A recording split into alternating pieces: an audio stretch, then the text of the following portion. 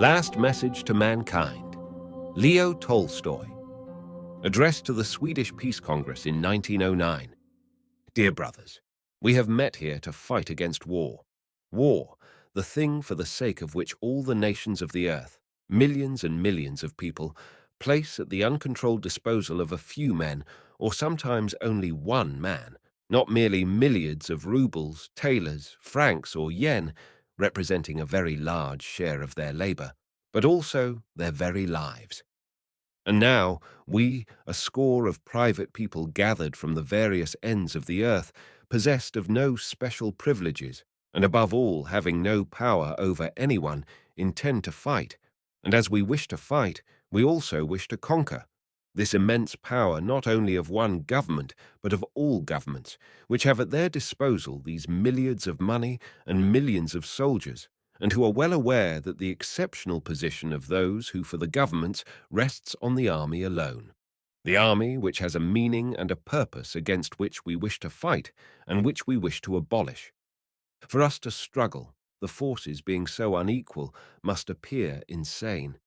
But if we consider our opponent's means of strife and our own, it is not our intention to fight that will seem absurd, but that the thing we mean to fight will still exist. They have millions of money and millions of obedient soldiers. We have only one thing, but that is the most powerful thing in the world: truth. Therefore, insignificant as our forces may appear in comparison with those of our opponents, our victory is as sure as the victory of the light of the rising sun over the darkness of night. Our victory is certain, but on one condition only, that when uttering the truth, we utter it all without compromise, concession, or modification. The truth, so simple, so clear, so evident, so incumbent, not only on Christians but on all reasonable men, that it is only necessary to speak it out in its full significance for it to be irresistible. The truth in its full meaning lies in what was said thousands of years ago, in the law accepted among us as the law of God, in 4 words: "Thou shalt not kill." The truth is that man may not and should not, in any circumstances or under any pretext, kill his fellow man. The truth is so evident, so binding, and so generally acknowledged that it is only necessary to put it clearly before men for the evil called war to become quite impossible. And so I think that if we who are assembled here at this Peace Congress should, instead of clearly and definitely voicing this truth, address ourselves to the governments with various proposals for lessening the evils of war or gradually diminishing its frequency, we should be like men who, having in their hand the key to a door, should try to break through walls they know to be too strong for them. Before us are millions of armed men, ever more and more efficiently armed and trained for more and more rapid slaughter. We know that these millions of people have no wish to kill their fellows, and for the most part do not even know why they are forced to do that repulsive work, and that they are weary of their position of subjection and compulsion. We know that the murders committed from time to time by these men are committed by order of the governments, and we know that the existence of the governments depends on the armies. Can we then, who desire the abolition of war, find nothing more conducive to our aim than to propose to the governments which exist only by the aid of armies and consequently by war, measures which would destroy war? Are we to propose to the governments that they should destroy themselves? The governments will listen willingly to any speeches of that kind, knowing that such discussions will neither destroy war nor undermine their own power, but will only conceal yet more effectively what must be concealed if wars and armies and themselves in control of armies are to continue to exist. But, I shall be told, this is anarchism. People never have lived without governments and states, and therefore governments and states and military forces defending them are necessary for the existence of nations. But leaving aside the question of whether the life of Christian and other nations is possible without armies and wars to defend their governments and states, or even supposing it to be necessary for their welfare that they should slavishly submit to institutions called governments, consisting of people they do not personally know, and that it is necessary to yield up the produce of their labor to these institutions, and fulfill all their demands, including the murder of their neighbors, granting them all that, there yet remains in our world an unsolved difficulty. This difficulty lies in the impossibility of making the Christian faith, which those who form the governments profess with particular emphasis, accord with armies composed of Christians trained to slay.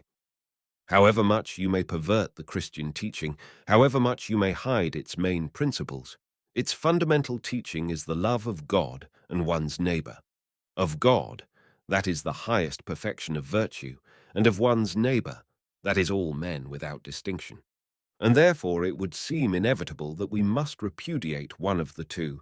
Either Christianity is love of God and one's neighbor, or the state with its armies and wars. Perhaps Christianity may be obsolete, and when choosing between the two, Christianity and love of the state and murder, the people of our time will conclude that the existence of the state and murder is more important than Christianity. Perhaps we must forego Christianity and retain only what is important, the state and murder. That may be so, at least people may think and feel so, but in that case they should say so. They should openly admit that people in our time have ceased to believe in what the collective wisdom of mankind has said, and what is said by the law of God they profess, have ceased to believe in what is written indelibly on the heart of each man, and must now believe only in what is ordered by various people who by accident or birth have happened to become emperors and kings, or by various intrigues and elections have become presidents or members of senates and parliaments, even if those orders include murder. That is what they ought to say. But it is impossible to say it, and yet one of these two things has to be said. If it is admitted that Christianity forbids murder, both armies and governments become impossible. And if it is admitted that government acknowledges the lawfulness of murder and denies Christianity, no one will wish to obey a government that exists merely by its power to kill. And besides, if murder is allowed in war, it must be still more allowable when a people seek its rights in a revolution. And therefore the governments, being unable to say either one thing or the other, are anxious to hide from their subjects the necessity of solving the dilemma. And for us who are assembled here to counteract the evil of war, if we really desire to attain our end, only one thing is necessary. Namely, to put that dilemma quite clearly and definitely both to those who form governments and to the masses of the people who compose the army. To do that, we must not only clearly and openly repeat the truth we all know and cannot help knowing, that man should not slay his fellow man, but we must also make it clear that no considerations can destroy the demand made by the truth on people in the Christian world.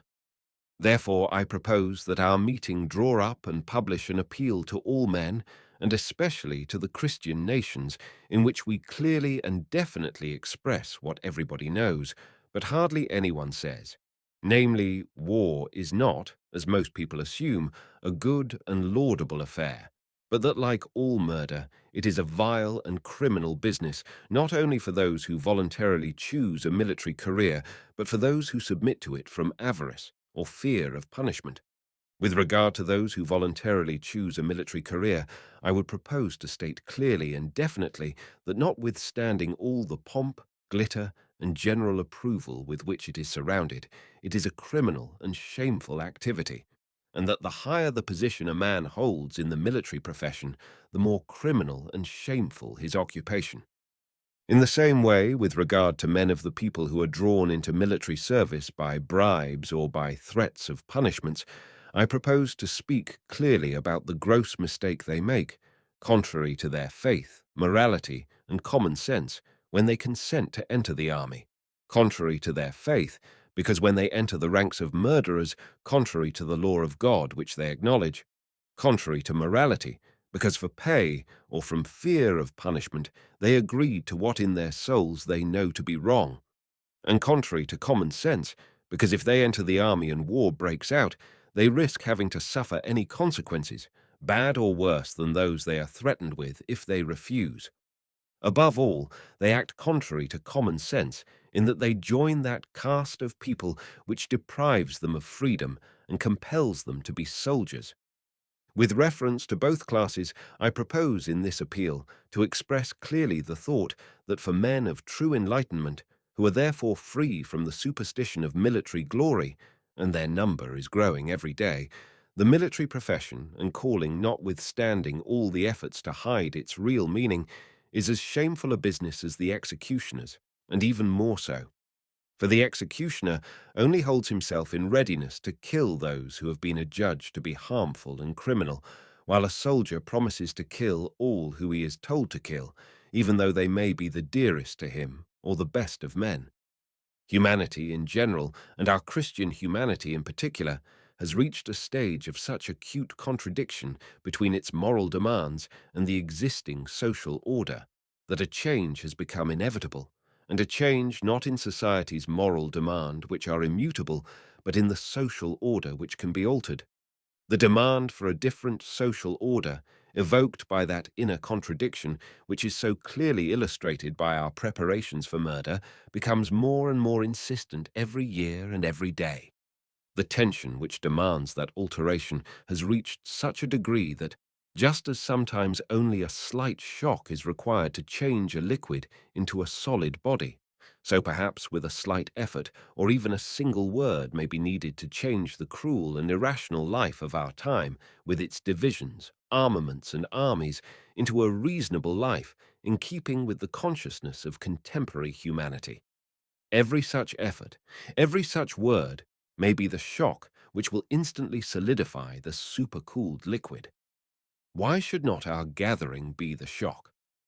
In Andersen's fairy tale, when the king went in triumphal procession through the streets of the town, and all the people were delighted with his beautiful new clothes, a word from a child who said what everybody knew but had not said changed everything.